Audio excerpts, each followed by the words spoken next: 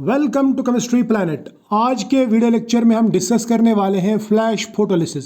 Flash photolysis एक method है जिससे हम फास्ट रिएक्शन का काइनेटिक स्टडी कर सकते हैं। यह मेथड डेवलप किया था नॉरिश एंड पोर्टर ने 1949 में। इससे हम गैस फेज फास्ट रिएक्शन का काइनेटिक स्टडी कर सकते हैं, उनको इन्वेस्टिगेट कर सकते हैं। लेकिन ये method liquid phase fast reactions के लिए भी इस्तेमाल किया जा सकता है। इस मेथड में जो टेक्निक इस्तेमाल की जाती है वो टेक्निक मैं पहले आपको समझाता हूँ।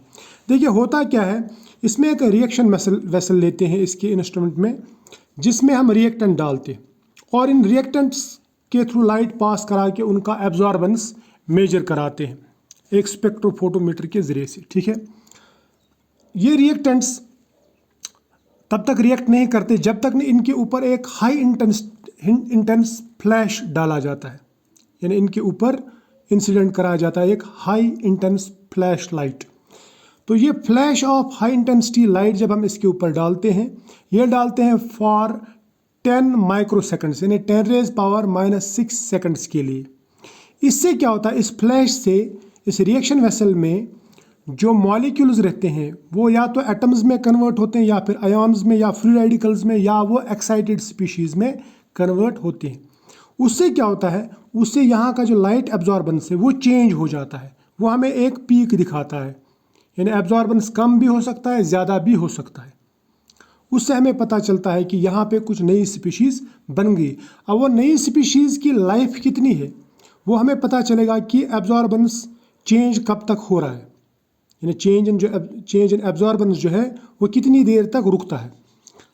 ठीक है, मान लीजिए एक फ्री रेडिकल है, वो 3 माइक्रोसेकंड्स के लिए बन गया, 3 माइक्रोसेकंड्स के लिए, तो हमें 3 माइक्रोसेकंड्स के लिए एब्जॉर्बेंस यहाँ पे चेंज नज़र आएगा, यहाँ पे फ्लक्चुएशन नज़र आएगी। और अगर उसकी लाइफ सिर्फ फ्री रेडिकल की लाइफ सिर्फ 2 ही सेकंड है तो हमें 2 ही सेकंड का यहाँ पे एब्जॉर्बेंस नज़र आएगा। तो ये एब्जॉर्बेंस हम मेजर करते हैं, यानी देखते हैं। इससे हमें पता चलता है कि इसमें नई स्पीशीज़ बनी तो कितनी बनी, कब, कितनी देर तक बनी, ये हमें पता चल जाता है।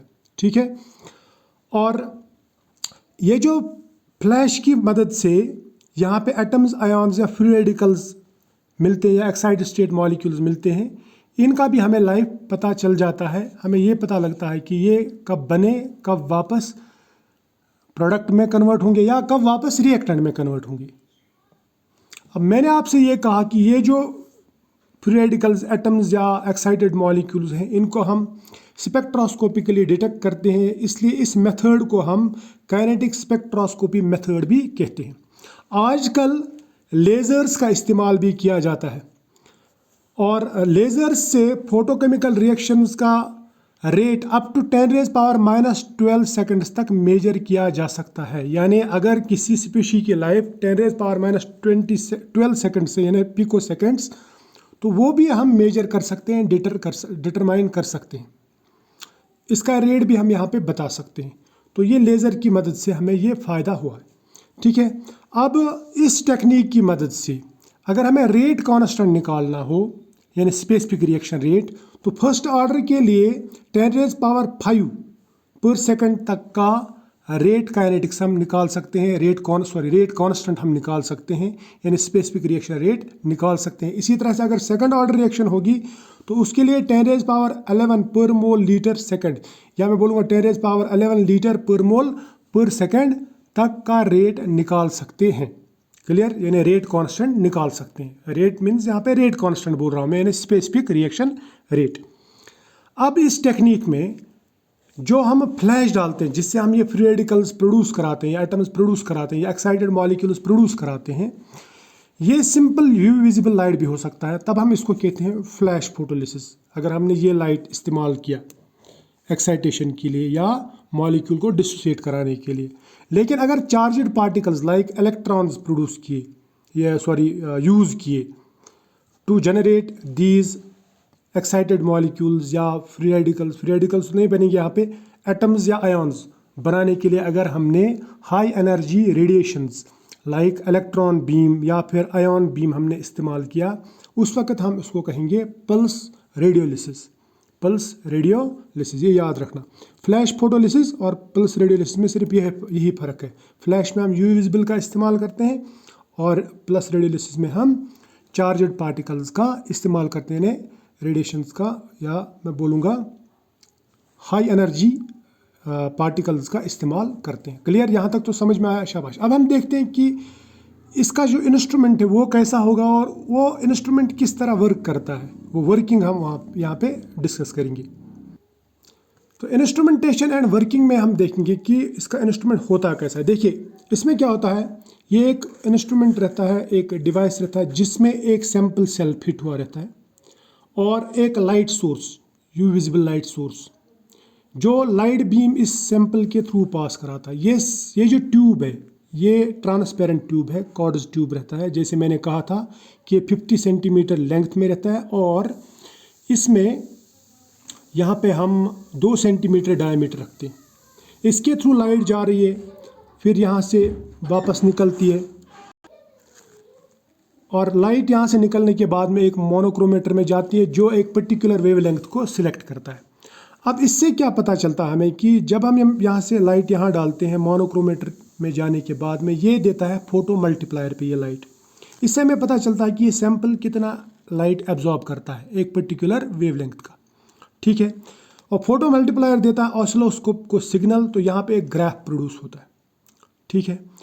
ये मैं पूरा आपको समझाऊंगा, लेकिन जब हमें रिएक्शन काइनेटिक स्टडी करना हो तब क्या करते हैं हम इस सैंपल सेल पे अचानक फ्लैश ऑफ लाइट डालते हैं। ये फ्लैश प्रोड्यूस की जाती है हाई वोल्टेज कैपेसिटर से, जैसे 10 kV का यहाँ पे हम वोल्टेज देते हैं।